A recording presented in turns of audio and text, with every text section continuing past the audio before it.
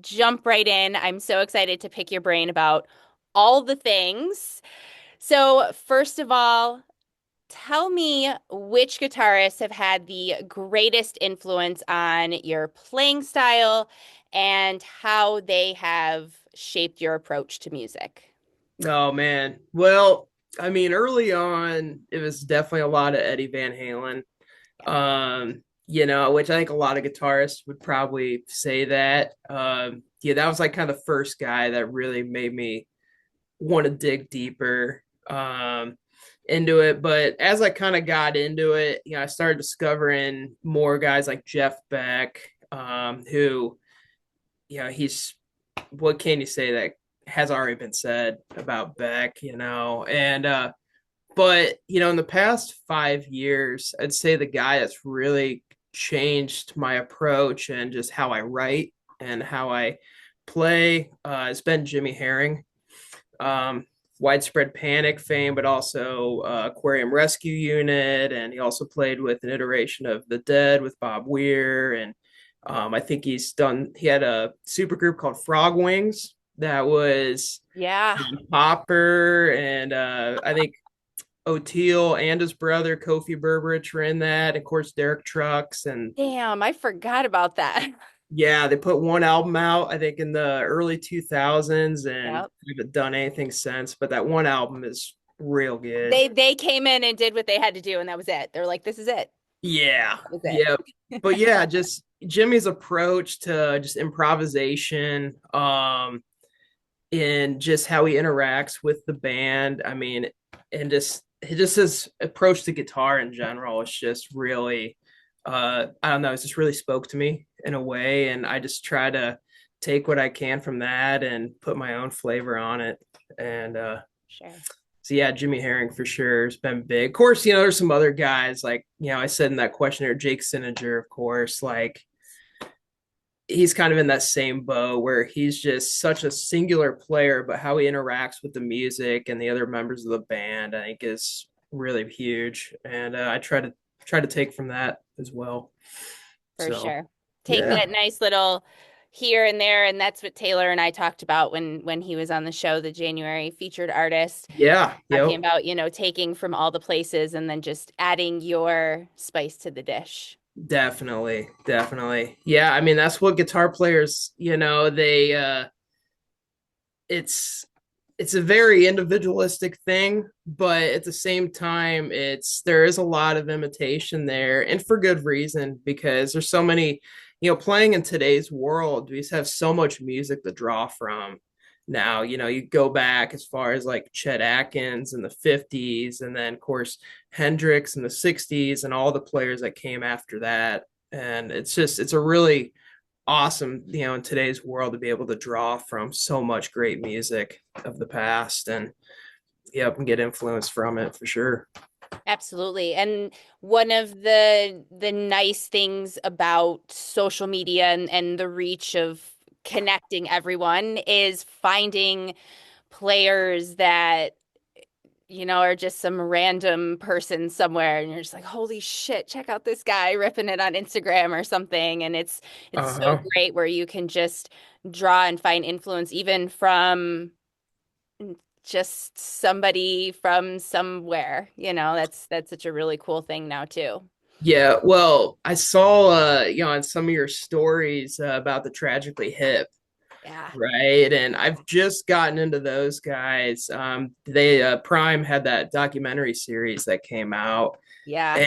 and I'd heard of them before, but I had never really got into them. And like I'm loving their stuff. And Rob, the guitar player in that band, is real good too. So good. And I just saw that there is a guitar company called Lucene Guitars in Oakville, Ontario, and they just built him a guitar and it's so beautiful. I'm just like Uh, nerding out so hard about it. yeah, I was checking that out actually. That Oh, guitar looks so cool. Yeah, so I think gorgeous. And then when made he of was mine. talking about it's like he's been playing guitar for how long? And even he said in the video, he's like, if I would have had this 30 years ago, it would have been my go-to guitar. Like Sure. that's like a seal of approval for Oh, sure. Definitely, definitely. Beautiful. Yeah. I'm all about like hashtag guitar porn on Instagram. Like that is me. I'm all over it. Oh yeah. Yep. I mean, that's my whole feed Yep, is just guitars and amps and then just a few people here locally that that I follow. Yep.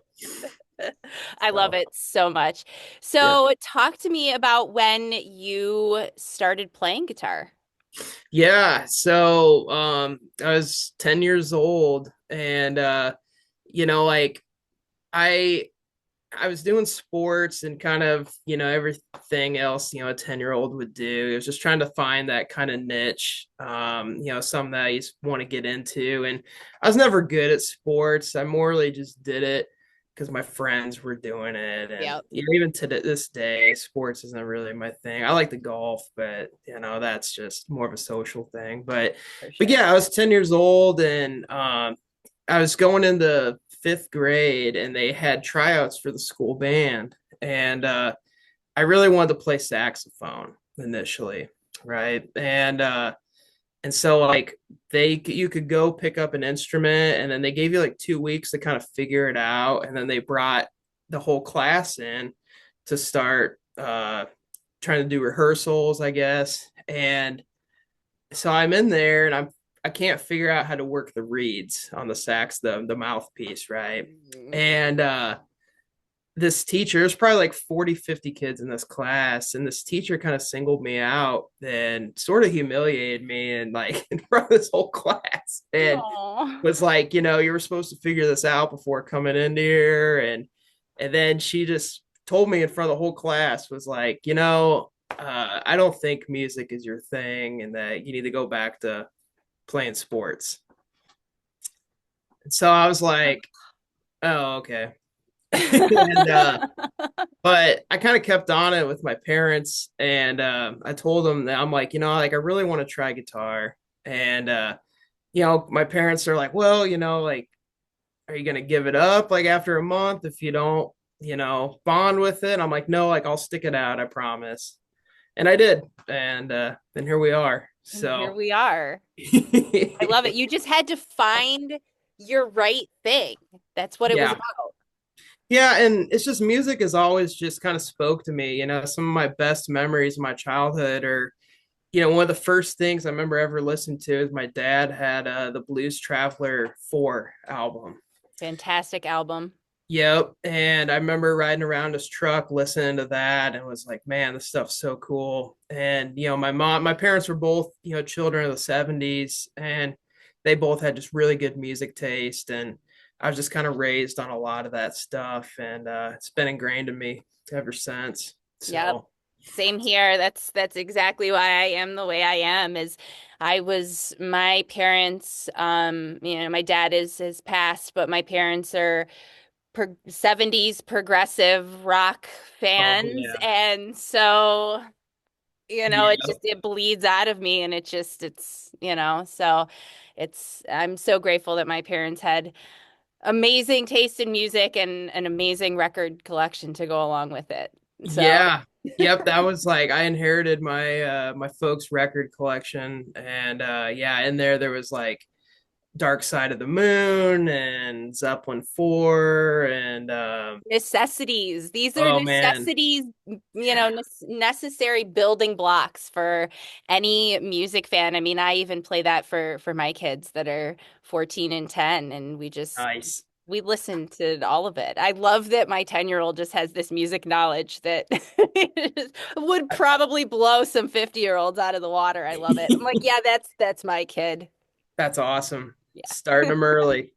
Have Yep. to. Have to. It's just the music is so ingrained in them as well. Just Yeah. way Yeah, that life. was the first concert I ever went to was my dad took me to go see Rush and Ah, nice. 2008. Nice. Yeah, it was a Snakes and Arrows tour, and Nice.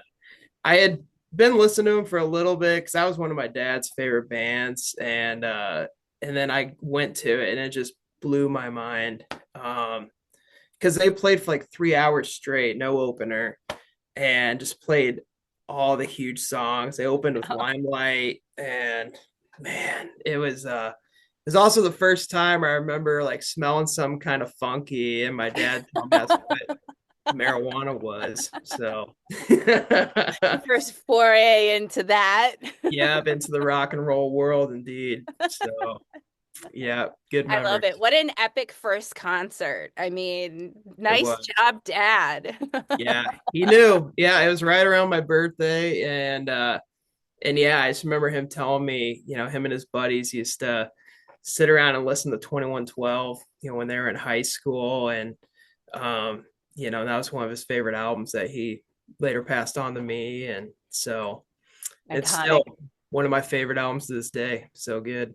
Yeah. Well, and then, I can speak from my own experience, like with my dad is I have such a deep bond with the music in the very similar way you're speaking of. And it comes to that point where you hear those songs and they're just such iconic songs. Anybody would agree with that. But then when you Yeah, have that bond of those early childhood memories are, that's just it's huge. And so to have yeah. that, it's just so special. My dad was in the military, and so he would be gone pretty often. It was the 90s, so he was Uh-huh. gone a lot. Yeah. And he would send me tapes. 'Cause, again, this is the 90s, so he would Sure. send cassette tapes in the mail, and he would sit during his off time, and he would record classic rock songs and do, whatever. And then he would ask me questions between the Uh-huh. songs. And so I remember one of the questions was, who does the backing vocals on Money for Nothing? Oh, And yeah. so that was like a question, and it was actually like the bonus question of this side of the tape. And if I got it, that was like the big prize. And so Yep. I was like the only 9 or 10-year-old that knew that Sting is the one that sings on Indeed. Money for Indeed he Nothing. is. My dad was a huge Knopfler fan, so I know a lot of Knopfler Yeah. facts, but Oh, I'm sure yeah. not a surprise. I was raised on Knopfler, and look at what I'm doing now. Um, but yeah, that's what my dad used to do. He would send me these tapes with these songs and then ask me these random facts about this music. And so it created a monster sitting in front of you today. Hey, that's awesome. It's funny. I kind of do that same game with my girlfriend. Like I love anytime it. something comes up, I think it was I had to go plow some snow this morning, and local radio station that plays a mix of stuff, the Garth Brooks song "Shameless" came on. Yep. I asked my girlfriend, I'm like, "Well, whose song is this originally?" And she didn't know, but it's originally a Billy Joel song. Yep. Yep. So I love that. I do that with my kids too. So it's fun to do like the fun musical fact. Like, did you know?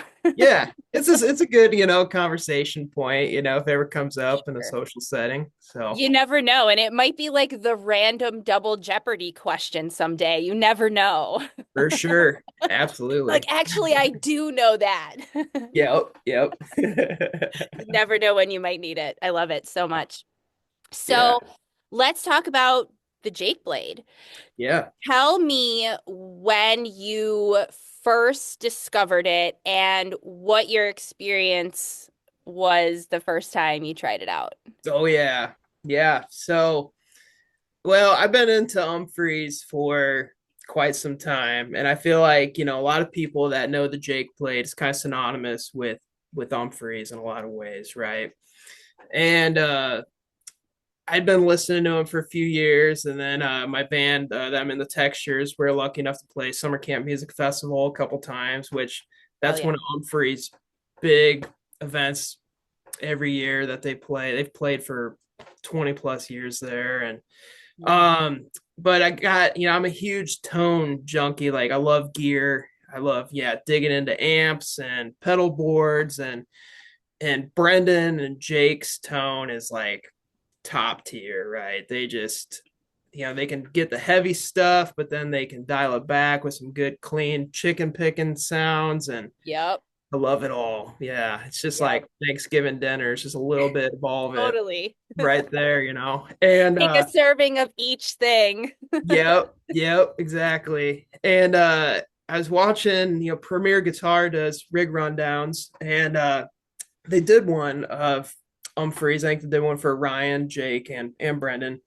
And I noticed they were talking about the Jake Blade and the history of it, and I was like, man, that's so cool because that's just I was kind of like the same way that they were talking was like it's like the perfect alternative for a traditional whammy bar. And it's some that just is stationary, it doesn't really move, and it's really soft, and you can just use it just to add some really nice vibrato on your notes and phrasing. And but I thought it was one of those things that a company just made these just for them that actually wasn't for sale. And so I kind of wrote it off. And then my buddy Ben, that's also in textures, he's like, hey, he's like, those Jake blades, like they are for sale. Like you can go buy them. And I was like, really? And yeah, and he's just like, yeah. He's like, I'll buy you one. And I was like, oh wow. And so he bought me one for as a Christmas gift, like 3 years ago. I love And it. I remember like the whole moment of like putting it on there. Like we were at a rehearsal and it just immediately changed how I played for the better. I'd like to add, at least I think so. But um, yeah, I just found myself using it just to accentuate chords and single notes, and I can get some almost pedal steel like qualities out of it if I'm working the volume knob right. And yeah, and it was just I got it, and then he bought one for himself also, and so yeah, we got dual Jake blades in that band. I love And it. yeah, and it's funny because it's one of those things that every show that I play that guitar with, people always come up and ask about it. Everybody asks, They always want to know what it is. They're what always is like, "What? that? Yeah, what's that contraption on there?" And I kind of tell them the whole story, and yeah, and it's Because just everyone's so used to seeing that ugly whammy bar hanging down. If anybody listened to my episode with Taylor, I went on my little rant about, the aesthetic of it, but it's so yeah, true. Even when I was a kid and first started to fall in love with the tone and just the body of the guitar, and that was always for me, it just always stuck out as like such an awkward piece of it. So it's kind of cosmically funny that I grew up and, and work for the company that's like made the alternative for it. But it is yeah, just so even just aesthetically pleasing on the guitar body. Like yeah, it really accentuates and goes along with the curvature of the body and just yeah. really allows for the beauty of the guitar itself to be taken in instead of having this weird, awkward whammy bar just like Yep, just dangling. hanging there. It's like Yeah, a and weird that's gutter on a beautiful house. That's what it's like. You know what I mean? It's just like yeah. that's the one thing I love personally because I don't play, which people find very interesting about me, Uh-huh. but for me it's just like the aesthetic when you look at the guitar with it's just it really adds a lot even just to the look of it, It Yo. just makes the whole thing better. Yeah, and it's just I love it because I don't have to take it out every time like a traditional whammy bar. It doesn't move. I think I mentioned that, but I'm like that's one of the big things. It's just you reach for it and it's there. Yep, Whammy bar, like I said, it's just kind of swinging out of the way, and you have to kind of go look for it, and just that little bit of that mental thing of like knowing that you have to reach for it, that changes how you play. Versus the Jake blade, you don't even have to think about it, it's just there, and you can continue on in your mind with just playing what you're playing and not having that millisecond thought of, oh, I got to find where the whammy bar is at. for sure. um, yeah, and it's just a great thing. Great design, and yeah. I'm thinking about getting one for. I got a Fender Strat that I play a lot. I'm gonna get one, I think, for that also. So, Nice. Nice. Sweet. but Sweet. yeah, I've turned on a few people to it, and because like I said, every show people always ask about it, and even the luthier that's working on my PRS right now, I had to give him the whole rundown because he was Oh, asking about I'm sure he was asking. I'm it. sure. I'm Yeah. sure he was very, very intrigued. So talk to me then about your PRS. So is the PRS that is in the shop right now, that's your go-to guitar that you play live? Yeah. All Yep. right. So it's a 1998 CE 22. So it's made in America. It's 22 frets. And it's just got dual humbuckers. Pretty simple setup, really. One volume, one tone, and then just a toggle switch. And then I got the bridge with the Jake blade on there. And I bought that guitar 2022. So yeah, almost 3 years ago, which is kind of crazy to think It's crazy. about. The time, I know. I've been thinking about different things with time. I'm like, we're just not even. Nope. No. Yeah. And so it was kind of a funny story that there was a guy locally here. He had two of them for sale. He had one of them that was the purple one, which I got now, and he had the same guitar, but it was in red. And red is like traditionally been like one of my favorite colors, but this purple one just kind of spoke to me. It was just different, and I do love purple a lot. It's just I it's always thought it's just kind of a Well, unique. there's red in there, so that makes sense that you would still be drawn to purple. I mean, Right. yeah. Yep. Yep. And but when I was looking at it, the guitar it had been used. Like I said, it was from 1998. It's been through multiple players' hands here locally. Um, and the guy, like, he had a price on it, but he didn't say if he was firm or he didn't say or best offer. And I'm like looking at the guitar and it's got some scratches on it. And I threw him an offer and the guy got really upset with me about the offer. I didn't think I was lowballing at all. Like it was a $200 difference. But he got really upset and he snatched the guitar out of my hands and just said nope and got in his car and he took off. And I was just like mind blown because I've bought a lot of stuff off marketplace and that and I've never had interaction like that with a seller.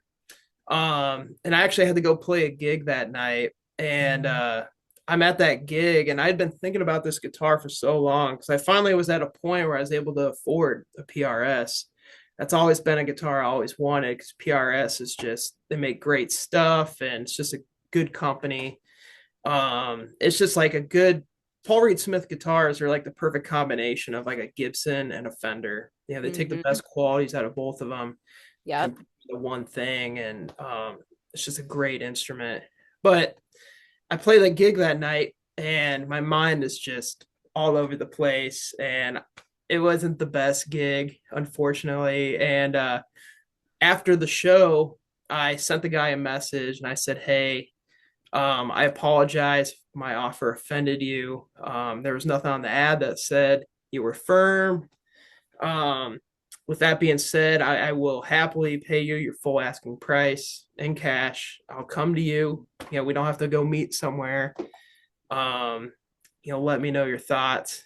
And he left me on red for like 3 or 4 hours and then got back to me. And he's like, based on the principle of what you offered me, I don't know if I want to sell it to you. I'm like, okay, buddy.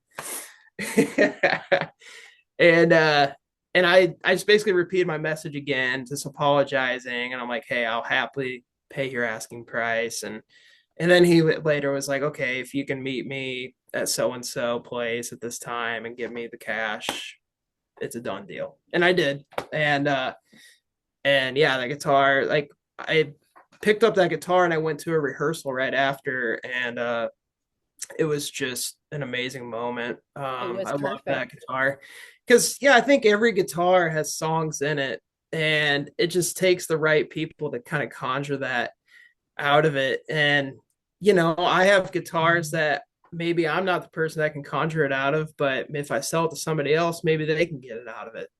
But Yeah. this Paul Reed Smith, I've wrote a lot of stuff with, and I think it's one that's safe to say it's never going anywhere. I love So, that. yeah. What a fun little journey too. I love that. It's a nice little journey to each other. Yeah, and the other funny thing about that guitar is after I got it, one of the guys here locally, so I'm in the Quad Cities in Illinois. So the Quad Cities is right on the Mississippi River, Illinois and Iowa. Like I'm like where I'm at right now, I'm like 10 minutes from the Mississippi River, and then there's Iowa, right? Wow. And Okay. so there's a huge scene of musicians here. We're pretty blessed to have like a great local music scene here. A lot of places to play and a lot of different kinds of music too. That's But yeah, and so there's a guy here. His name's Chris, and he's been playing guitar for a long time. He's a huge gear collector, and a lot of guitars in this area went through his hands at one time or another. And this particular Paul Reed Smith, he owned at one point, and told me that it was actually an artist demo that PRS built for somebody back in the day.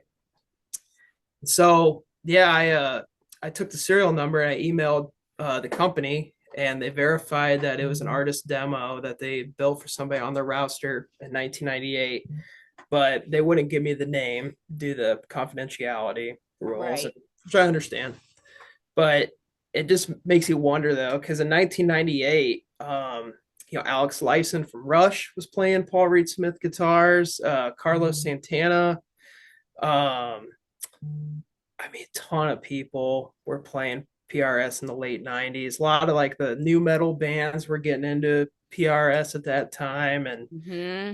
I have a theory that I think it could be Al Di Meola's because Okay. on the inside of the pickup cavity, there's initials ADM in there. So Hmm. I've tried to verify. I've shot him some messages on Instagram and he's never gotten back to me, but I know that was some PRS did was the people that they would make these guitars for, they would put the initials on the inside of the pickup cavities. So I That's don't so know. fucking cool. But I love this. The mystery continues. Someday you will find out though. Like well, and someday it'll all come out. The truth will be revealed. yeah, and like the running joke that we have is one of the guys that was on the artist roster in 1998 was Chad Kroeger from Nickelback. And so, which honestly, like I don't mind Nickelback at all. Like I think they're honestly a good band for what they've obviously had a lot of success. For what, yeah, for their genre of music and for what they make, like for sure. I mean, Yeah. it's just like any other kind of artist that you can't, it might not be what you like, but there's obviously been some there's success, there's a fan base, there's whatever. I mean, you can't diminish an artist's art, even Yep. if it's not your art that you like. So, Exactly. yeah, I mean, that still would be cool, like Yeah, it it would still would be. be cool that it found its way to you. Like, that's neat, regardless. That's Yep. cool. I love that. What an awesome, like, history it had before and then making its way to you. Like, that's so cool. I love that. Yeah. Does Yep. your guitar have a name? Does she have a name? No, actually, and it's funny because some of my guitars do, but yeah, I don't know. Well, I take that back. I did have a name for it. It was named off of a strain of marijuana Okay. called Purple Urkel. I was calling Nice. it that for a while. I love it. I love it so Yeah. much. It's a great name though. It's a beautiful guitar. Yep. So beautiful. I love it. So you shared a picture with me and then I put it on social media and if anybody read your Q&A on the website, um there is a picture of you and Rob from Dopapod Yeah. when the textures opened for them. Hmm. So what Rob's thought about the Jake Blade? Oh man, that was so yeah, we were on the bill, yeah, with Dopa Pod and this other band that's up and coming in the jam scene called Disco. They're really good. I think they're Midwest too, and they're kind of breaking out here outside of the region. But yeah, it was we were just waiting to get set up and Dopapod just finished sound checking and Rob came over, was super nice and met us all and he saw the guitars out and he had one of his Paul Reed Smith guitars with him too and he just saw mine sitting on a stand and he pointed at the Jake blade. He's like, what's this? And and I told him the story and he picked it up and he was kind of playing it a little bit and working it. And he's like, wow. He's like, man, that's really cool. And then I think it kind of clicked with him. He's like, oh, is this like what the guys in Humphreys play? And I was like, oh yeah, oh yeah. And he's like, wow. He's like, I might have to look into that because he's got one of his main guitars doesn't have a tremolo on it. So he can't use it, but one of the other ones he does. And so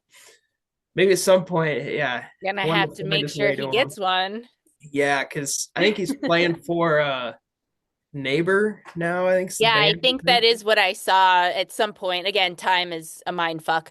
But I Oh, did see he posted something about that in the last couple weeks that he's going to be playing with the neighbor. I don't know is that if that's a permanent gig or something he's doing in the interim, but I did see that he's going to be playing with them. So yeah. we'll have to Yeah. get him one.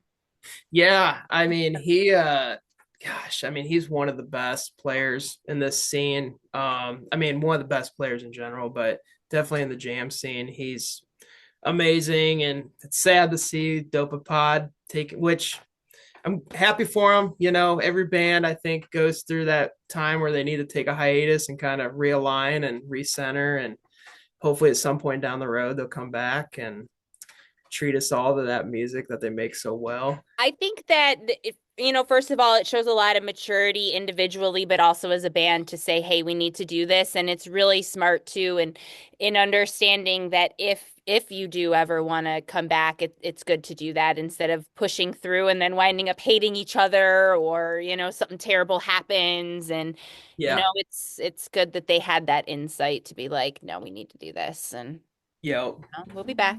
We'll be back. Oh yeah, for sure. Rob comes He, up so much in almost every conversation I have with other players in terms of like an influence. His name just comes up time and time again. It's so funny. hmm Yeah, he's, I mean, on top of being just a great player, he's just a really great guy. I mean, just the little bit of time I had with him, like he's just super genuine dude and super nice and friendly. And yeah, I can't say enough about him. And yeah, just his guitar tone is one of my favorites also. Like he just uses some really good stuff and yeah, I mean his fingers just do the talking though. For Like sure. he can shred with the best of them, that's for sure. Definitely. 100% for sure. Yeah. So, talk to me about the other gear that's in your arsenal. I Yeah. will link the video that you did and you shared. I shared just like the clip of what you said about Jake Blade, Yeah. but I'll make sure to link the whole video so everybody can, see all your things. But, Sure. kind of take me through the rest of your arsenal, your strings and your picks and your pedals and just all your things. Oh yeah. Yeah. Well, a lot of I've traditionally been like a big Fender guy. I love Fender Telecasters. I got a black one that I use quite a bit. I just actually was recording a couple weeks ago and used that a majority of the material I did. It was for a country album, so it worked. But um, Iconic. yeah, yep. And I just got a Fender Jazz Master last summer. Nice. Actually, let's see. Yeah, I don't know if it'll come up or not, but it's kind of Kind fuzzy. of. Yeah. Yeah, Oh, but yeah. Gorgeous. bummer. Yeah. So yeah, Jazz Master's good. Of course, I Definitely. got a couple Strats, and I got this hollow body guitar. It's called a Westbury, which is a brand that, yeah, I didn't even know about it, but it's they were around in the early '80s, late '70s. Right? They made a lot of guitars that were kind of Gibson copies, which was a big thing in like the early '80s. There was For they sure. call it the lawsuit era Mm-hmm. where a lot of these For sure. Japanese companies came out that were making Les Paul copies and SGs, and I think Gibson, went after them. But there was a big market back at that time, and this guitar is kind of modeled after a Gibson ES 335, and which Nice. is the big body guitar. But I Mm-hmm. love that thing. It's fully hollow, so it just has a different vibe to it. It screams. Um, Oh. I love it. Yeah. And I find myself using that a lot, especially with my PRS being in the shop the past couple months. Oh, that's got to be so tough. Yeah, it is. I've been chomping at the bit. to get that back. But yeah, so yeah, a lot of Fender guitars. I do have a couple Gibsons. I got a Les Paul Jr., which is like a single P90 guitar. That's um like Leslie West from Mountain. He used one of those. Lucas Nelson is a newer guy I really like. He plays one of those. Hmm. Just got a good tone to it also. But yeah, and then to go into amps, again, a lot of Fender amps. I got kind of trying to amass like one of everything. I got a Fender Twin Reverb that's like a 70s, old 70s one. Hmm. That's two 12-inch speakers. And then I call it like the large popcorn, medium popcorn, and small popcorn because I got the twin that's the big amp, and then the deluxe reverb is like 112. I think the next size down, and then I got these two amps called Fender Pro Juniors, and they got one 10-inch speaker in them. But I Nice. got two of those, and I run those in stereo, and that's just a great tone out of that. Um, Especially with I use a lot of delay in my sound, and having the stereo amps with the delay and hearing the notes just ping pong off of one amp to another is just ear candy. And Hmm. yeah, Yep. Yep. You're yeah. just like, mm. Oh, love it so much. For And sure. yeah, yeah. And then my pedal board's always kind of ever changing. And right now, like looking at it over here, I've gotten a lot of gotten into Keeley effects. Hmm. They're based out of Oklahoma, and they got some really good stuff. They've been making pedals for a long time, Long but time. yeah, so got that and some Analog Man stuff, which is Analog Man makes great overdrive and fuzzes. I'm a fuzz pedal junkie. Oops, Oops. I don't know what happened there. Your video just left. Oh, darn. Um, You're good. It's fine. okay. Maybe it'll pop back up here. You're good. Okay. Yeah. But yeah, I got talking about fuzz pedals and that's when it started to cut out. It couldn't handle it. Zoom was just like, we can't handle this much talk about it. Yeah. Yeah. But yeah, so Oh, there there we are. you are. Heck yeah. So yeah, and then one pedal I just got, there's this brand called Chase Bliss. They've started making pedals, I think they started maybe right before the pandemic. They're out of Minneapolis, Minnesota, and I got this pedal. It's actually a Billy Strings did a collaboration with them, and it's a Fuck yeah. phase. Yeah, it's a phaser pedal. It's called the Womb Tone Phaser, Nice. and that thing has been kind of blowing my mind lately. Oh, I bet. It's just phase is such a cool effect, and one of the oldest effects around. You know, they've been using it since the 50s, I think, and yeah, that's just a pedal that I find I use quite a bit. Oh So yeah. The fun yeah, toy. exactly. I love it. I love toys for sure. It's like I don't play, but all of the work that I've done with different companies and networking and everything, I'm the one out there just I'm the face of Rough Gauge now. It's funny.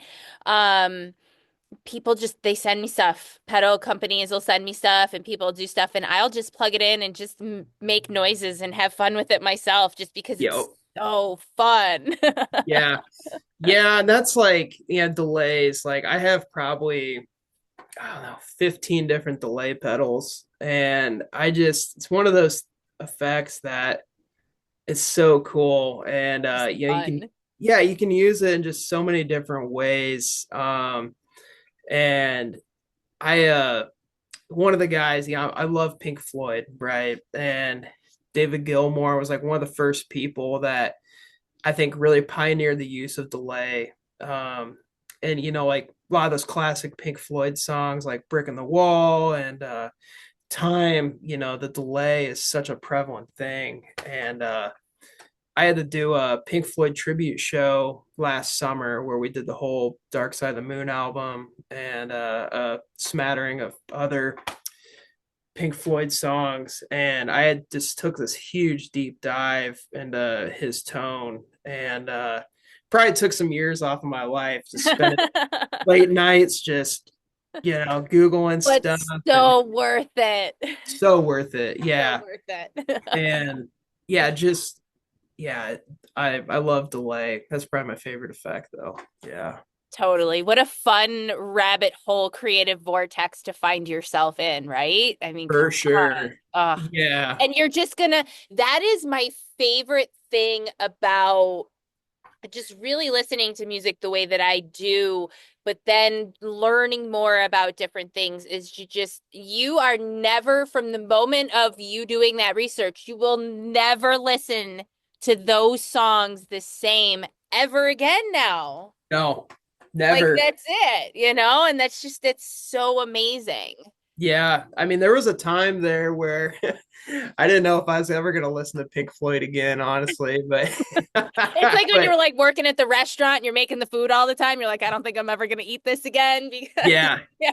but yeah, I got over that pretty quick, but it was just, oh man, I was thankful for the opportunity to be able to play that stuff, Yeah, and yeah, man, cuz like Comfortably Numb, that's like one of my favorite guitar solos ever. I mean, yeah. it's just I get chills just when I listen Timeless. to it. Yeah. And yeah, I loved going down that rabbit hole and Oh just yeah, finding everything he used. Yep. definitely. Awesome. I love it. So talk to me about your strings, what's your go-to strings, and talk to me about your picks. Yeah, yep. So DR strings, that's been my favorite. I was a long time Diodario user, and I still do from time to time. I got in the DR. There's the DR Pure Blues, which are nickel strings, and they sound really good. They break in fast. Every guitar string has a break-in period Yeah, where you put them on and it sounds super bright, but after you play it for even an hour, they start to get broken.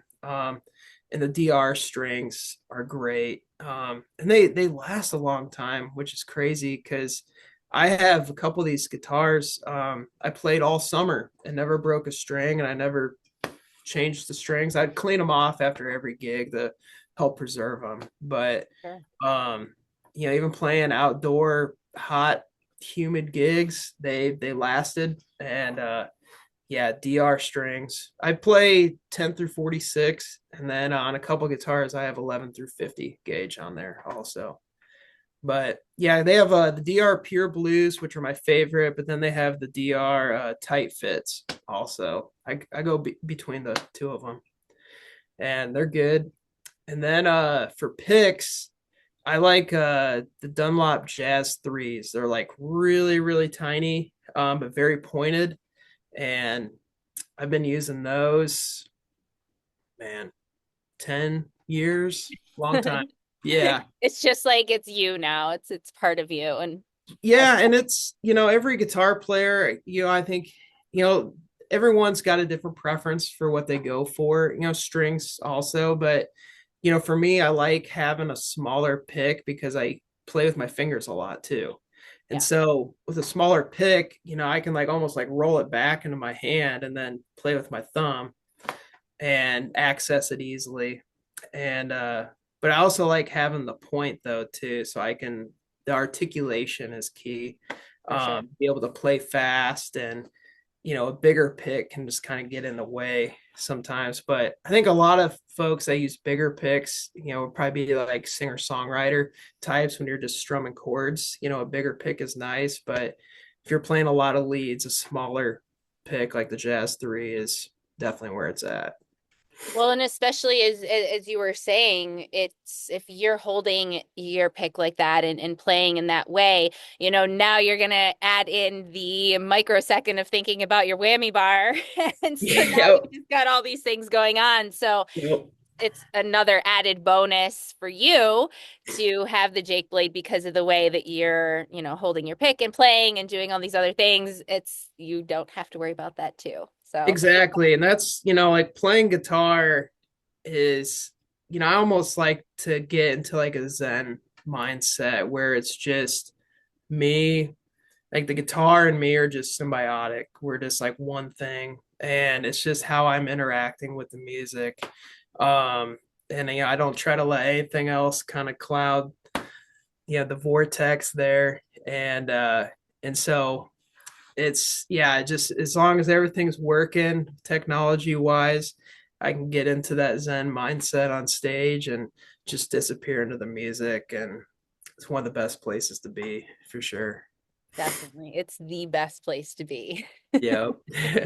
Definitely. Definitely. Awesome. Well, I would love for you to end it off with letting us know where we can find you and the textures and what you guys got coming up in 2025. Yeah. Yep. So there's my Instagram, which is J Behn, J B as in boy, EHN music.